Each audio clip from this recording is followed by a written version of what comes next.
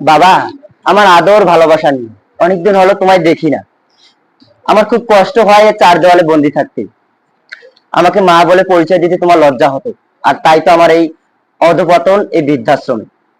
তোমার প্রতি আমার কোনো চাওয়া নেই, তবে আমার একটাই চাওয়া, আমার যখন মৃত্যু হবে আমাকে কবর দিয়ে তোমার বাবার কবরের পাশে, এবং তোমার সন্তানকে যেন যে কোনো শিক্ষা দিও, কিন্তু তার সাথে সাথে তাকে সামগ্রিক সুশিক্ষা অর্থাৎ মাদ্রাসা শিক্ষা দিয়ে থাকিও। করছিলাম 10ই মে 2019 বিশ্ব মা দিবসে দৈনিক কালের কণ্ঠ প্রকাশিত 2019 সালের 80 বছর বয়সী এক বৃদ্ধাশ্রমী মায়ের কথা, যার 6 বছর কেটে গেল বৃদ্ধাশ্রমে। তার সন্তান ছিল একজন সাধারণ শিক্ষা গ্রহণকারী ইংরেজি প্রভাষক। হ্যাঁ মাননীয় মডারেটর, এমন অসংখ্য পরিবার তাদের সন্তান দ্বারা অবহেলিত, যাদের সন্তানদের সাধারণ শিক্ষা গ্রহণ করান। তাদের মূল কারণ হলো সামগ্রিক সুশিক্ষার অভাব। ধন্যবাদ মাননীয় মডারেটর, আমাকে আমার বিতর্ক বক্তব্য উপস্থাপনের সুযোগ দেওয়ার জন্য। আজকের বিতর্কের বিষয় নির্ধারণ করা হয়েছে সাধারণ শিক্ষার চেয়ে মাদ্রাসা শিক্ষাই উত্তম। অত্যন্ত যুক্তিসম্মত কারণে আমি ও আমার দল পক্ষে অবস্থান করছি।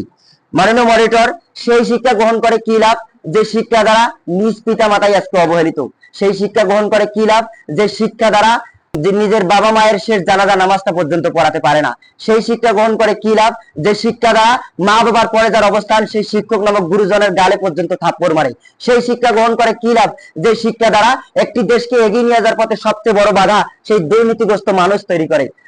মাননীয় মডারেটর, এখন নিজ পিতা মাতাকে অবহেলা করে যে শিক্ষা, জানাজা নামাজ পড়াতে পারে না যে শিক্ষা, পিতা মাতার পরে অবস্থান সেই শিক্ষককে গালে পর্যন্ত থাপ্পড় মারে যে শিক্ষা, একটি দেশকে এগিয়ে নিয়ে যাওয়ার পথে দুর্নীতি করে যে শিক্ষা, সেই শিক্ষা আসলে কোন শিক্ষা?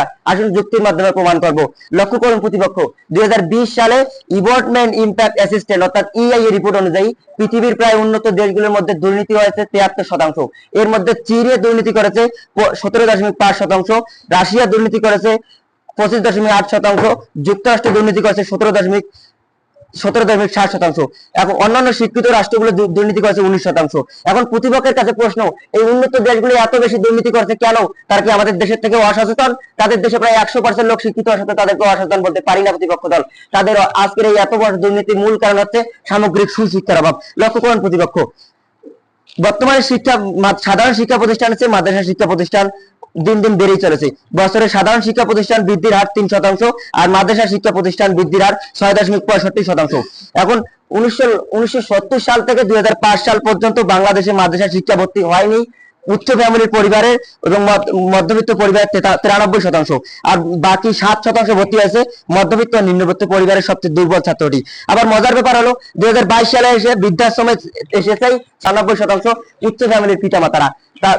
আর যে 7% সেই দুর্বল ছাত্রটি মাদ্রাসা ভর্তি হয়েছিল, তারা কখনো তাদের পিতামাতার অবাধ্য হতে পারে না। তারা শিক্ষার পাশাপাশি সামগ্রিক সুশিক্ষা অর্জন করেছে। তাদের আংশিক জীবনে সামাজিক শিক্ষার পাশাপাশি ব্যক্তিগত শিক্ষা ও তাদের রাজনৈতিক শিক্ষা জীবনে শিখিয়ে দেয়। আর মাদ্রাসা শিক্ষা সেই 93%, যারা হাট্টিমাটিম টিম তারা মাঠে পারে ডিম, সেই হাট্টিমাটিম প্রাণী আর মাঠে পারে ডিম খুঁজতেই তাদের জীবন শেষ হয়ে যায়। শেষ পর্যন্ত নিজের পিতামাতাকে পর্যন্ত মাদ্রাসা দিয়ে আসি। তথ্যসূত্র www.daily.com, জনকণ্ঠ.com।